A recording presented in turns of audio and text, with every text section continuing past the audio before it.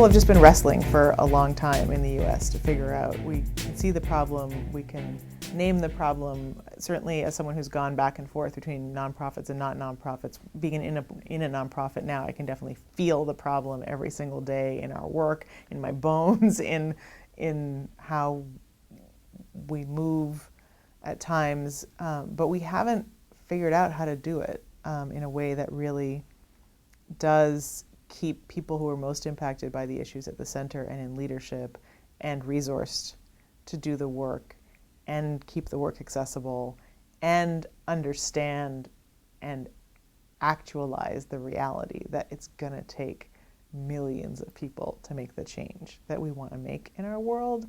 Our framework is around really recognizing the limits of the nonprofit structure and the way it pushes organizations to be hierarchical, undemocratic, led by white people with educational privilege, and to say, what can we do to create a structure that's really kind of turning that on its head and really imagining a different kind of change. We don't want to argue for some pure space where we can know that the political work we do is perfect and we'll have no unintended consequences and we'll have no harms. That's never going to happen. And I think sometimes we hold up a false model of that pure space and we measure our failures against those, against that model.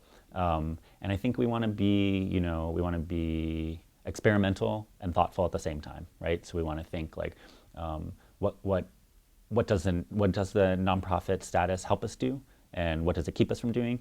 And when we pair it with something that's not incorporated as a nonprofit, what can that work do? What can that autonomous grassroots organizing do? What are its limits? And how do we think about complements back and forth? So ultimately I want the nonprofit form to fall away along with the nation state form. I was very much inspired by the fact that Insight made a conscious decision to not become a nonprofit, made a conscious decision to not hire staff, made a conscious decision to not have a physical office. And the reasoning and rationale behind it, which is that we wanted to focus our energy on building a movement, not on building an institution. And we also wanted to focus our work on actually putting the safety of women of color and trans people of color at the center and thinking about what it would take to actually achieve that, as opposed to becoming bogged down in deliverables and theories of change and framing our work in ways that funders would understand and appreciate and continue to fund, and then creating situations where then individuals' salaries and livelihoods were tied up with how we did the work or where we did the work or how well funders appreciated the way we did the work.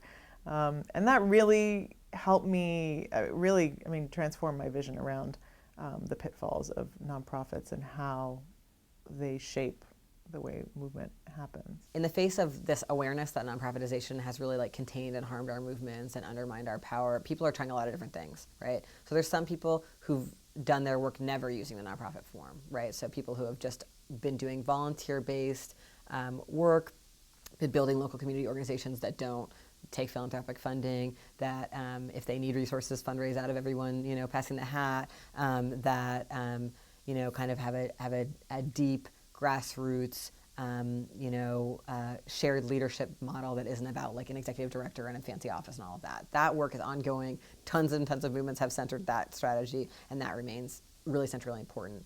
There's also a set of groups that are trying to use the nonprofit form and resist a lot of nonprofit norms. So, inside nonprofits operating as a collective, having non-hierarchical pay, not hiring people based on only having educational privilege, centering or requiring POC, people of color leadership and in hiring. There's a lot of work like that to try to democratize existing nonprofit spaces and drastically shift away from kind of the corporate norms that are the way that most nonprofits work. We have to shift our funding base, our constituent base, our vision to be shaped around the things we know are most critical and most provocative, and our community structures so that we can take care of each other without it being dependent on rich people.